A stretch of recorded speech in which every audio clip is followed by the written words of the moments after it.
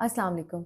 Smoking कितनी खतरनाक है, डरने के लिए रेडी हो जाएँ। बेसिकली 60,000 के करीब केमिकल्स प्रोड्यूस होते हैं जब सिगरेट को आग लगती है। मैंने सिर्फ़ 15 की लिस्ट निकाली है ताकि आपको डरा सकूँ, लेकिन इसमें 1% भी झूठ नहीं है। नंबर 1 एसीटोन जो कि नेल पॉलिश रिमूवर के तौर पे यूज़ होता है। एसिटिक एसिड जो कि बालों को डाई करने के लिए इस्तेमाल होता है। अमोनिया जो कि घर के क्लीनर के तौर पे इस्तेमाल होता है, जो क्लीनिंग लिक्विड होता है। आर्सेनिक जो कि चूहे मार दवाई में इस्तेमाल होता है।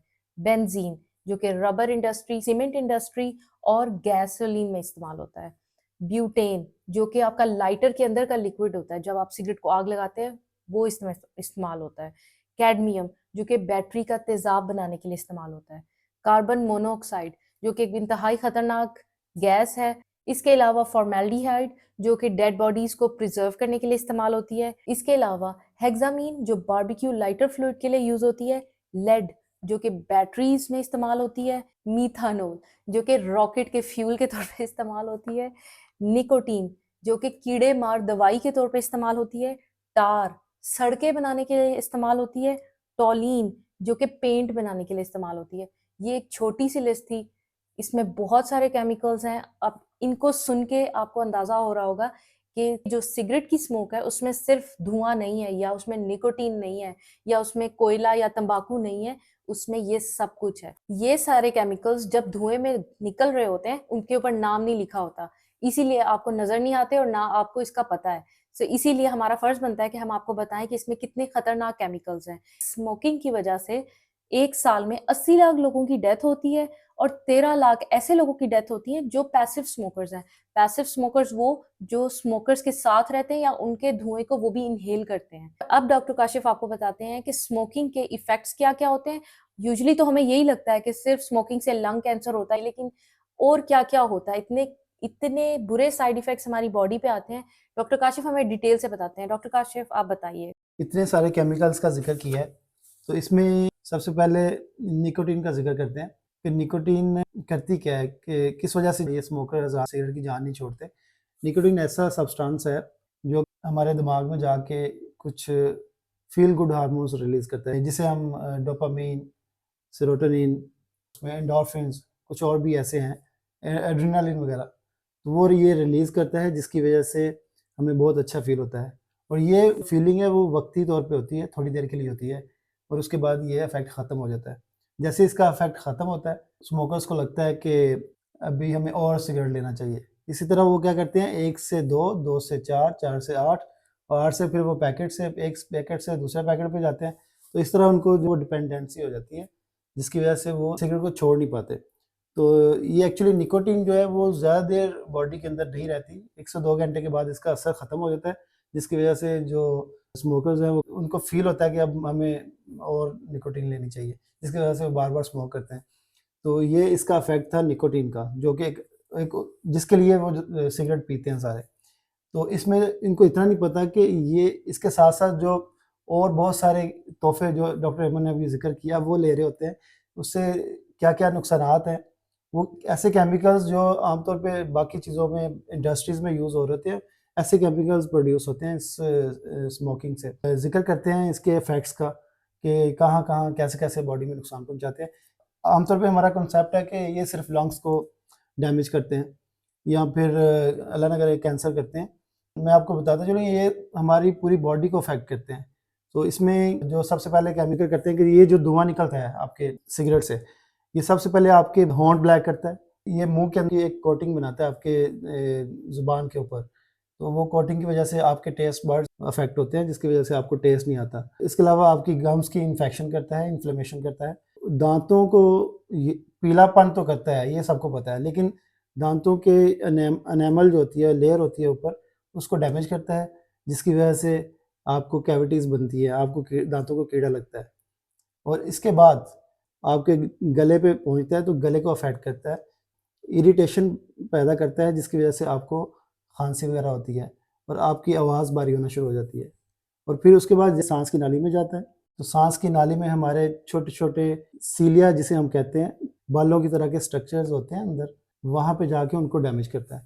तो उनमें जो एबिलिटी होती है आपकी गंद को ट्रैप करने की और बाहर निकालने की, वो ख़त्म हो जाती है, जिसकी वजह से हमें इन्फेक्शंस होती हैं और हमारे अंदर गंद जमा होता रहता है, जिसकी वजह से हमें बलगम बनना शुरू हो जाती है, बार-बार कफ होती है। ये सारी इसी की वजह से होती हैं। तो लंग्स के अंदर हमारे छोटे-छोटे एयर स्पेसेस होती हैं, जिसे हम हवा की थैलियाँ कहते हैं। हवा की थैलियों को जाके ये डैमेज करते हैं केमिकल्स, तो ये हवा की थैलियाँ फट जाती हैं। उनके फटने की वजह से आपको दमे की शिकायत होती है, जिसे हम सीओपीडी कहते हैं।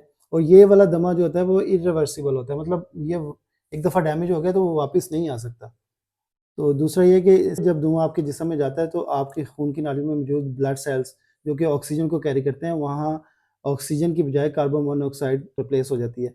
अब ऑक्सीजन जो है आपकी बॉडी को जगह-जगह ज़रूरत होती है एनर्जी प्रोड्यूस करने के लिए। तो जब ऑक्सीजन नहीं होगी तो आप थकावट फ़ील करेंगे और आपको साँस चढ़ना शुरू हो जाएगा। जैसे ही ये केमिकल्स ब्लड के अंदर जाते हैं तो आपकी ब्लड वेसल्स को अंदर से डैमेज करना शुरू करते हैं। जगह-जगह क्लॉट बनने के खदशे होते हैं, जिसकी वजह से आपको अल्लाह ना करे हार्ट अटैक और फ़ालिज के मसाइल हो सकते हैं। इसके अलावा ये केमिकल वो आपके कैल्शियम को बॉडी के अंदर अब्ज़ॉर्ब नहीं होने देते, जिसकी वजह से आपकी हड्डियाँ जो है वो कमज़ोर हो जाती हैं, बुरबुरी हो जाती हैं। इसके अलावा इसका डायरेक्ट लिंक है शुगर, ब्लड प्रेशर और हार्ट अटैक के साथ। आपके इम्यून सिस्टम को भी वीक कर देता है, क़ुव्वत मुदाफ़ा जिसे हम कहते हैं, और उसकी वजह से आपको बीमारियाँ ईज़िली लग जाती हैं। आपके बालों को कमज़ोर करता है, बालों को पतला कर देता है, एक्नीज़ बनाता है, हार्मोनल चेंजेज़ आती हैं बॉडी में, जिसकी वजह से इनफर्टिलिटी, बांझपन के मसाइल पैदा होते हैं। अच्छा, इसके अलावा जितने केमिकल्स का ज़िक्र शुरू में हुआ है, वो सारे केमिकल्स कार्सिनोजन के तौर पे एक्ट करते हैं बॉडी के अंदर। तो ये सारे कार्सिनोजन जब बॉडी के अंदर जाते हैं तो आपके डीएनए को डैमेज करते हैं, तो उसकी वजह से आपको कैंसर होता है। कैंसर सबसे पहला लंग कैंसर तो सबको पता है कि होता है। उसके अलावा सांस की नाली का कैंसर, खुराक की नाली का कैंसर, मैदे का कैंसर, जिगर का कैंसर, गुर्दों का कैंसर और आंतों का कैंसर, ये तो मेन जो मैंने आपको बताया। इसके अलावा बहुत सारे ऐसे कैंसर्स हैं जो भी इसकी वजह से होते हैं, लाइक ब्लड कैंसर भी इसमें शामिल है। आप हैरान हो जाएंगे कि इतने इसके सीवियर किस्म के इफेक्ट्स हैं। तो आई होप कि ये सारी चीज़ें सुनने के बाद आप लोग इस बारे में गौर करेंगे, स्मोकिंग छोड़नी है कि नहीं छोड़नी। इंशाल्लाह। इसके बाद डॉक्टर ईमन आपको फर्दर बताती हैं कि इससे जान कैसे छुड़ाई जाए और इसके लिए हमें क्या-क्या करना चाहिए। जी, डॉक्टर काशिफ़ ने तो अच्छा खासा डरा दिया। सो मैं अब आपको बताती हूँ इससे जान कैसे छुड़ाई जाती है। जैसे मैंने आपको बताया कि इसमें बहुत सारे केमिकल्स हैं, लेकिन एक निकोटीन ऐसा है जिसके इफ़ेक्ट को हासिल करने के लिए हम ये बाकी सारे तोहफ़े अपने ज़िम्मे ले लेते हैं। इसका ट्रीटमेंट कब शुरू होता है या इससे जान कैसे छुड़ाई जाती है? नंबर 1 तो आप अपने ज़हन को रेडी करें। आप इरादा करें कि मैंने इससे जान छुड़वानी है। इसके लिए बिहेवियरल थेरेपीज़ होती हैं, स्पेशल सेंटर्स होते हैं, जिसपे आप जाकर उसमें डॉक्टर, साइकियाट्रिस्ट आपसे बात करते हैं। सिर्फ़ वन ऑन वन मुलाकात होती है, वो आपको गाइड करते हैं, आपके ज़हन को रेडी करते हैं, किस तरह आप इस अपने आप को रेडी करें, अपनी जान छुड़ाएँ इससे। सो ये एक behavioural therapy, cognitive behavioural therapy है जो आपकी होती है। इसके अलावा जैसे अगर आप स्मोकिंग एकदम छोड़ेंगे, तो आपको उसके सिम्पटम्स भी आते हैं। सिम्पटम्स यानी चिड़चिड़ापन या एंग्ज़ायटी हो जाती है या आप डिप्रेशन में जाते हैं, नींद उड़ जाती है एकदम से आपकी या आपको गुस्सा आता है। सो ये सिम्पटम्स, इनसे बचने के लिए कि छोड़ना भी है लेकिन आपको प्रॉब्लम भी ना हो, उसके लिए निकोटीन के सप्लीमेंट्स आते हैं, जैसे निकोटीन गम्स हो गई, पैचेस आते हैं जो आपकी स्किन पे लगा देते हैं, या उसके लॉजेंजेस होते हैं, जैसे आप स्ट्रेप्सिल्स खाते हैं, इसी तरह की एक चीज़ होती है जिसमें सिर्फ निकोटीन होती है, बाकी सारे हार्मफुल केमिकल्स नहीं होते, लेकिन निकोटीन होती है। इसके अलावा नेज़ल स्प्रे आते हैं या निकोटीन इन्हेलर्स भी आते हैं। सो आप पहले तो ये ट्राई करते हैं, अगर आपका इससे छुटकारा हो जाए इन स्टेप्स से, तो फिर तो बहुत अच्छी बात है। साथ-साथ आपकी थेरेपी भी चलती है। लेकिन अगर इसका इफ़ेक्ट ना हो तो बहुत एक्सट्रीम केसेस में फिर मेडिसिन्स पे भी जाते हैं। सो इसको एक लास्ट पे, जिस तरह हर वीडियो में मैं बताती हूँ, एक कल्चरल एस्पेक्ट, इसका जो हमारा देसी एस्पेक्ट है वो ये है। नंबर 1 तो जैसे डॉक्टर काशिफ़ ने ज़िक्र किया कि आपके टेस्ट बड्स को भी इफ़ेक्ट करती है। तो इसमें मैं एक चीज़ ऐड करती हूँ, जैसे अक्सर ख़वातीन घर में खाना बनाती हैं, उनके हस्बैंड स्मोकर अगर हैं, वाइफ़ को तो खाना बनाया हुआ बहुत अच्छा लग रहा होता है, लेकिन हस्बैंड घर आते हैं और कहते हैं खाने में कोई टेस्ट नहीं, या नमक कम है, या इसमें मसाले कम है। बेसिकली उनके टेस्ट बड्स जो होते हैं, टेस्ट करने की जो सलाहियत है, वो मास्क हो चुकी चुकी होती है। इसलिए उनको कोई भी अच्छा खाना हो, मज़े का नहीं लगता, वो और बाहर के खाने पसंद करने लग जाते हैं या ज़्यादा चस्के वाले खाने पसंद करते हैं। इसीलिए उनके लिए डाइट करना, अपने कोलेस्ट्रॉल को कंट्रोल करना और मुश्किल हो जाता है। एक और चीज़ जो कि पैसिव स्मोकिंग है, स्मोकर्स ना सिर्फ़ अपने लिए एक प्रॉब्लम क्रिएट कर रहे हैं, इसके अलावा जो उनके घर में रहने वाले लोग हैं, अगर तो वो घर के अंदर बैठ के स्मोकिंग कर रहे हैं, उस धुएँ को जब उनकी फैमिली वाले इन्हेल करते हैं, वही सेम इफेक्ट्स उनके अंदर भी आते हैं। स्पेशली खतरनाक चीज जो है, जो हामला खातून है, अगर उनके हस्बैंड उनके सामने बैठ के स्मोक कर रहे हैं तो ये इफेक्ट्स उनके बच्चों तक भी जाते हैं। ऐसे बच्चों में पैदाइशी तौर पे दिल के अमराज और फेफड़ों के अमराज भी आ सकते हैं, और अर्ली मिसकैरेजेस भी होती हैं स्मोकिंग से, जो कि एक बहुत ही अलार्मिंग चीज है। आई होप आप अच्छी तरह डर गए होंगे और कोशिश करेंगे कि आप इससे अवॉइड करें। अल्लाह आपकी मदद करे। अल्लाह हाफिज।